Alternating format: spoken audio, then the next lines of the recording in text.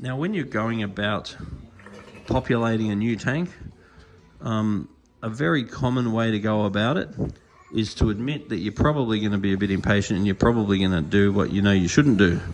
In a perfect world, we would run a low salinity, like 0.020.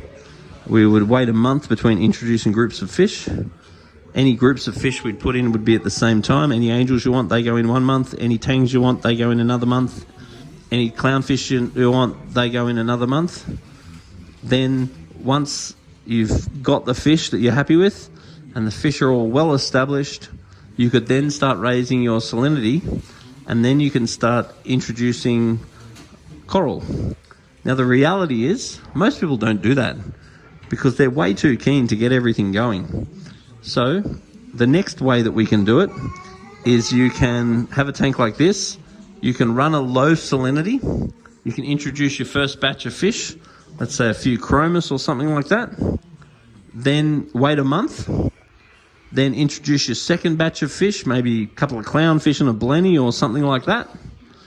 Then you'll be getting pretty impatient by then.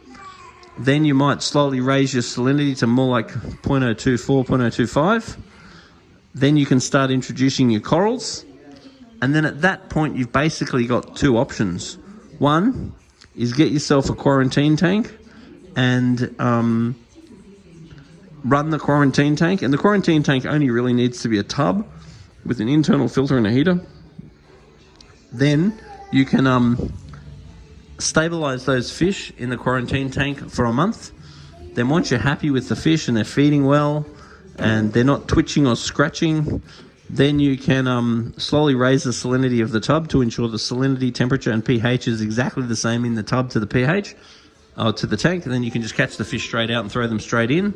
Therefore, any issues that the fish may have had from their transport will be ironed out. Or if you don't want to create a quarantine situation, which is the better way of doing it, then what you can do is for your third lot of fish, which now you've got corals in there, you can drop the salinity of the tank to about 0.020. In general, most of your corals will be totally fine if you do that. Then if you slowly raise the salinity back up once the fish are settled in, then in general, that'll be totally fine. At that time, when you're introducing fish, it's really better not to spend money on some prize scully or some $1,000 coral. This is a bad time to put these in. You're really better off just putting in something cheap and hardy, maybe some zoes, maybe some corellas, rhodacna, leathers, anything really simple at this point.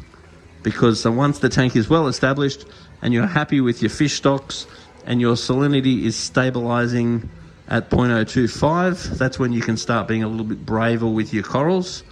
So once again, when you're setting the tank up, you've got a few different ways of going about it. So put a little note on the bottom of this video and let us know how you go about setting up the tank and what would you do if this was your tank.